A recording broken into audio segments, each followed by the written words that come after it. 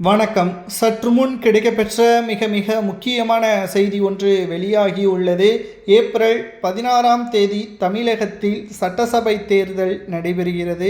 2 container முழுவதும் பணத்தை நிரப்பி ஒவ்வொரு தொகுதிகளிலும் பணப்பட்டுவாடாவில் ஈடுபட திமுக திட்டம் போட்டிருப்பதாகவும், இதற்கு முன்னால் திமுக 2021 சட்டசபை தேர்தலில் வெற்றியடைந்த வாக்கு சதவீதம் எவ்வளவு தெரியுமா? வேறுபாடு 3.5%. கிட்டத்தட்ட 3.5 லட்சம் வாக்கு வித்தியாசத்தில்தான் அதிமுகவை திமுக வீழ்த்தியது. 10 ஆண்டுகள் அதிமுக ஆட்சி அமைந்த போதிலும் அதிமுகவை வெறுத்தவர்கள், மாற்றம் வேண்டும் என்று நினைத்தவர்கள் வெறும் 3.5 லட்சம் பேர்தான். திமுக இந்த 3.5 லட்சம் வாக்குகளை எப்படி பெற்றது தெரியுமா? சிறுபான்மையினர்களை ஆதரவுகளை கொடுப்பதாகவும் பணங்களை பட்டுவாடா செய்து கொடுத்ததாகவும் தெரிய வந்துள்ளது.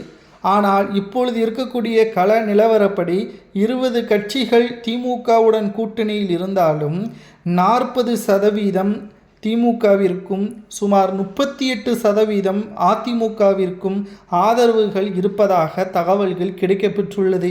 இப்பொழுதும் 2% தான் வித்தியாசம் வேறுபடுகிறது.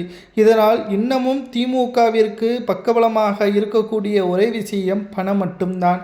இதனால் திமுக வருகின்ற சட்டசபை தேர்தலில் பணப்பட்டுவாடாவை மேற்கொள்வதற்கு கண்டெய்னர் மூலமாக தற்பொழுதே பணப்பட்டுவாடாவில் ஈடுபட்டால்தான் தேர்தல் சமயத்தில் பறக்கும்படை அதிகாரிகளால் தப்பிக்க முடியும் என்ற காரணத்தினால் தற்பொழுது திராவிட முன்னேற்ற கழகத்தின் ஆட்சி அதிகாரங்களை பயன்படுத்தி கண்டெய்னர்கள் முழுவதுமாக தற்பொழுது ரகசியமாக 2 கண்டெய்னர்கள் அனுப்பப்பட்டிருப்பதாக தகவல்கள் கிடைக்கப்பெற்றுள்ளது. இந்த செய்தி அமலாக்கத்துறை அதிகாரிகளுக்கு தெரிந்திருப்பதாகவும், இதனால் அவசரமாக மத்திய அரசுடன் ஆலோசனை நடத்தியுள்ளது அமலாக்கத்துறை அதிகாரி.